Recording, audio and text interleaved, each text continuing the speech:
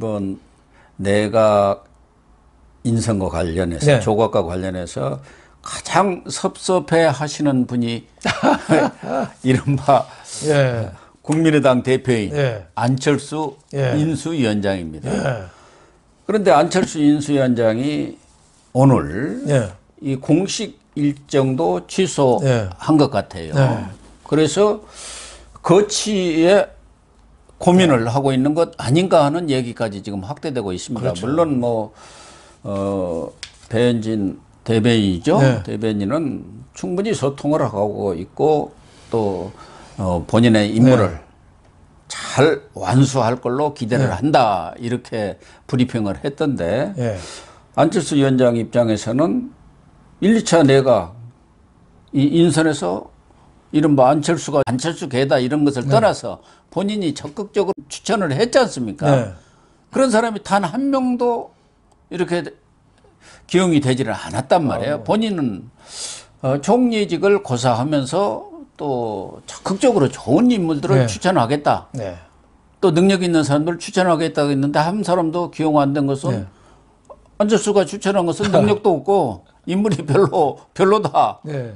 그런 건가요? 그렇죠. 뭐 어쨌든 안철수 네. 입장에서는 위원장 입장에서는 매우 섭섭할 만하죠. 서운한 그 내각 인선에 대해서 뭐 상의조차 안 했다면 서운하죠. 안철수 저는 인수위원장이 저는 이름을 바꿔야 된다고 봐요. 그래요? 편할 안자에다가 철수한다는 거잖아요. 편안하게 철수한다는 뜻이잖아요. 그러니까 안 진격으로 바꾸든지 안 돌격으로 바꾸든지 예? 이런 식으로 좀 해서 좀 뭔가 좀 돌파구로 찾아야 되는 거 아니냐 이런 생각이 들어요. 아니 그 공동정부 한다고 해놓고 완전히 물론 뭐 저는 안철수 인수위원장 책임도 있다고 봐요. 처음에 총리 준다고 했을 때 덥석 받아야 됐거든요. 근데 실질적으로는 네. 제가 이렇게 예. 들은 이야기는 네. 안철수는 총리직을 간절히 원했는데 네. 예. 윤 당선인과 네. 그 주변에서는 네. 총리직은 안 된다는 그렇게 결론을 내렸다는 거예요. 네. 그러니까 모양새를 갖추기 위해서 본인 스스로가 고사를 하고 네. 대신 추천을 하겠습니다 하면서 이 모양새를 갖춰줬다는 겁니다. 네. 뭐 그런 얘기가 있어요. 네, 그런 얘기도 있고 뭐 백지 신탁 안철수 위원장이 갖고 있는 주식 2천억 넘는 주식을 백지 신탁해야 되기 때문에 거절했다 뭐 이런 얘기도 있는데 뭐 확인은 뭐 안철수 속마음이 들어가 봐야 아는데 하여튼 총리를 했으면은 국무위원 재청도 할 수 있고 해임 건의도 할 수 있고 직간접으로 관여할 수 있는 공간이 많은데 인수위원을 하다 보니까 그런 좀 공간이 좀 적어지는 거죠. 그래서 안철수 인수위원장이 그 단일화 할 때 윤석열 당선인이 그 얘기했잖아요. 말이 아니라 종이를 믿냐? 내 말을 종이를 믿어라. 믿지 말고 내 말을 믿어라. 계약서의 중요성을 이제 처절하게 깨웠을 거죠. 옛날에 DJP 할 때는 조목조목 그 썼거든요. 다 썼죠. 1년간 해서 이번에 시간은 급해서 그냥 구두로 했거든요. 부동산 거래도 그렇고 모든 거래가 구두 계약은 내가 보니까 별로. 예. 과거 왜 YS도 DJ도 나중에 내각제 약속했다가 다 깼잖아요. 그러니까 정치인의 약속은 좀 지키기가 좀 어려운 거 아닌가. 문서를 하고 거기 도장까지 꽝꽝 찍고 사인까지 또 해놨는데도 깨밀. 그렇죠. 하물며 말로 한 것은 나 그런 말을 한 적이 없는데 하면 것입니다. 그렇죠. 예. 뭐 증거 있어 하면 그렇죠. 없단 말이에요. 그렇죠. 우리가 검사한테 조사받을 때 너 봐줄 테니까 있는 거 다 불어. 그래서 다 얘기했는데 나중에 걸린 거랑 똑같죠. 예. 그러나 지난 3월 3일 단일화를 하면서 뭐 두 사람이 국민들한테 약속을 했죠. 그렇죠. 앞으로 두 사람이 손을 잡고 인수위원회도 공동으로 구성하고 정부도 공동으로 구성하면서 이렇게 나라를 끌어가겠다. 그것은 두 사람 간의 약속이 아니라 국민에 대한 약속 아니겠습니까? 또 그런 면들이 뭐 저는 지난 대선에 안철수의 어떤 기여가 예. 거의 없었다. 오히려 예. 마이너스가 아니었나 그렇죠. 그런 생각도 합니다만 사실 그렇죠. 그럼에도 불구하고 안철수라는 사람이 여기에 합쳐줌으로 인해서 예. 우리 국민들이 상당히 안도감을 갖는 게 사실이거든요. 그렇죠. 예. 특히 안철수로서는 과학 분야라든가 또 보건, 의료, 복지 분야 또 본인 스스로 또 교육 쪽에도 관심을 있었기 때문에 이번 내각 인선에서도 다른 건 몰라도 과기부 장관이라든가 보건복지부 장관은 안철수 쪽으로 이렇게 배려를 하지 않겠느냐 했는데 전부가 안 됐단 말이에요. 또 하나는 이태규 의원. 이 사람은 장제원하고 같이 그렇죠. 단일화 협상을 했죠. 단일화의 주역이고 어떻게 보면 이 정권 탄생에 큰 기여를 했다고 볼 수가 있는데 이 이태규 의원도 인수위원까지 하고 있었지 않습니까? 기획조정분과위원회. 그렇죠. 그런데 행안부 장관을 본인은 원했던 모양인데 딱 이 법무장관, 행안부 장관은 현역 의원은 하지 않겠다. 이래 버리니까 뭐 어디로 가라, 해수부로 가라, 통일부로 가라, 뭐 이런 것이 왔다 갔다 핑퐁이 되니까 이제 본인이 그만두었습니다만은 본인 문제보다는 이 정권이 이렇게 같이 안철수에 배려를 하고 거기에 공동정부를 끌어갈 생각이 있는 것이냐에 대한 회의감이 우선 들었을 거고 그걸 안철수하고 충분히 상의를 해서 그만뒀다고 봐야지 않습니까? 그렇죠. 지금 뭐 안철수 인수위원장이 뭐 공식 일정도 지금 보이콧하고 있잖아요. 물론 뭐 안철수 쪽에서 장관이 아직 임명이 안 된 거는 윤석열 당선인의 말이 원칙에 부합돼야 된다. 뭐 추천은 받았다고 그래요. 안철수 쪽에. 원칙에 부합돼야 된다. 또 하나 얘기한 게 뭐냐면은 그 능력과 인품을 갖춰야 된다. 했는데 뭔가 검증 과정에서 좀 나온 거 아니냐. 최진석 그 서강대 교수나 이태규 의원, 이현주 전 의원 뭐 이런 사람들 아니겠어요? 추천한 사람들이 또 아니면 또 측근들도 또 있고. 이현주는 뭐 원래 저쪽 홍준표 쪽에 있었던 사람이고 신영현 그렇죠. 챙기잖아요. 그렇죠. 대변인이고 전 의원 아닙니까? 서울대 교수 출신 아닌가? 그렇게 보여지고 고산 그렇죠. 웅환 씨인가요? 이런 사람들도 유웅환 뭐 SK에 있던 사람 이런 사람에 대해서 좀 한두 명은 좀 했으면 싶은데 그런 점이 좀 아쉬운 측면이죠. 그래서 지금 이제 윤석열, 안철수 공동정부가 균열을 넘어서 자칫하다가는 이 파탄 지경으로 가는 것 아닌가 하는 그런 목소리까지 우려의 목소리죠. 나오고 있는 상황 아닙니까? 지금처럼 안철수 위원장이 상당히 인사에 대해서 불편한 심기를 지금 표명을 하고 있거든요. 어제도 뭐 이렇게 퇴근할 때 기자들이 2차 인선에 대해서 어떻게 생각하느냐 하니까 아주 침묵으로 이렇게 불편한 심기를 이렇게 대리신했고 그 이전에도 이 인선 문제에 대해서 조언을 드리고 싶었는데 그럴 기회를 갖지 못했다. 뭐 장관 인선이야 인사권자의 일이지만 책임도 같이 져야 할 것이다 하면서 그런 좀 언짢은 속내를 드러냈단 말이에요. 근데 지금 이렇게 공식 일정까지를 취소하고 나온 거 보면은 안철수 위원장이나 국민의당이 지금 과연 윤석열 당선인 또 윤석열 정부가 공동정부를 할 의지가 있느냐에 대한 지금 나름대로 검토를 할까? 그에 대한 심사숙고에 들어간 거 아니겠습니까? 그렇죠. 아무래도 이제 인수위원이라는 게 뭐 5월 10일이면 끝나는 거 아니겠어요? 이제 얼마 안 남았는데 그 이후에 안철수 인수위원장이 진로가 좀 애매한 거죠. 뭐 국민의힘 지금 합당 작업은 거의 끝났다고 하는데 11일 날 합당 선언하기로 했다는데 이게 장관 인선 문제에 좀 여러 가지 삐끗하면서 무기한으로 늦춰졌다는 거 아니에요? 그것도 지금 합당 문제도 당연히 주름살이 가지요. 그렇죠. 그러니까 안철수 인수위원장의 앞날의 미래가 지금 굉장히 불투명한 거 아니냐. 다만 이제 국민의당하고 국민의힘하고의 합병, 말은 합병이지만 사실은 뭐 인수 합병이죠. 통합이 아니고 그거는 이제 지금 공천관리위원회는 국민의당이 많이 들어가 있답니다. 그래서 공천은 지금 같이 하고 있대요.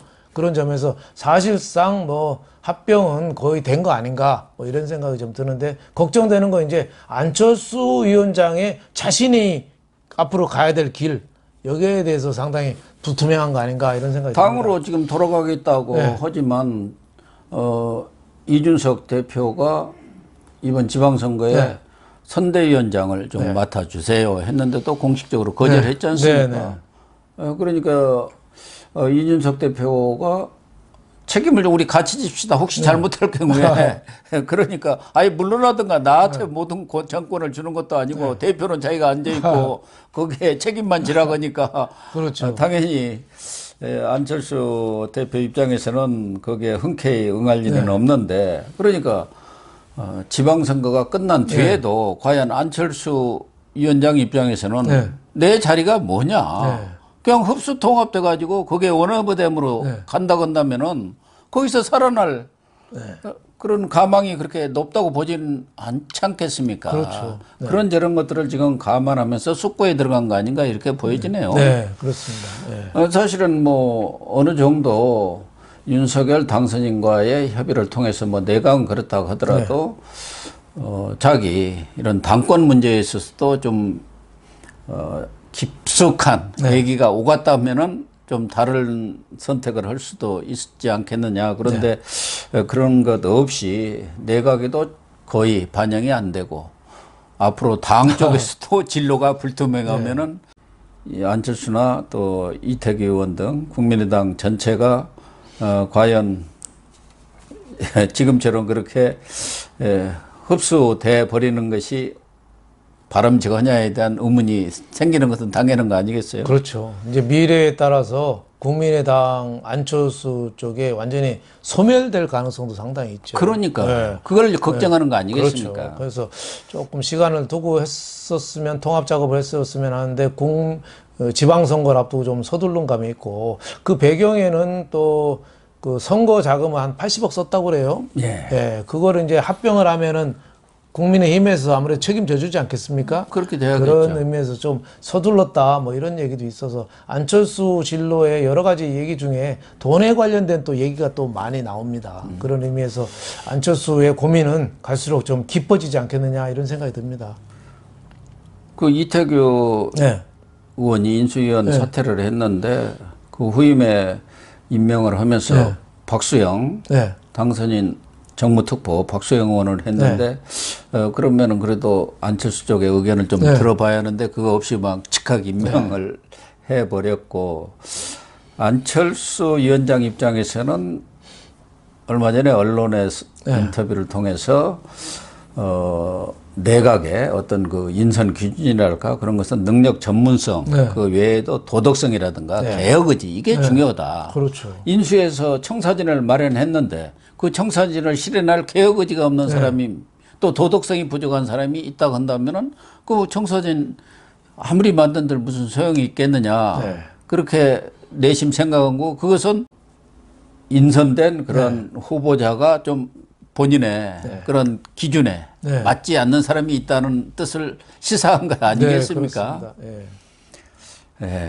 어쨌든 그래도 이 공동정부가 구성이 됐으면은 국민들한테 그런 그 신뢰를 주는 차원에서도 이렇게 원만하게 운영돼 가는 것이 바람직하지 않습니까? 과거 DJP 그 연대는 JP가 뭐 그 당시 지지율이라는 게 뭐 3% 5% 그런 정도 됐을 거예요. 뭐 의원들은 조금 더 있었습니다만. JP 그 지지율이 뭐 5% 밑으로 들어왔었죠. 그런데 내각의 50대 50으로 이렇게 내각을 구성했고 경제 분야는 완전히 JP한테 바뀌었지 않습니까? 그렇죠.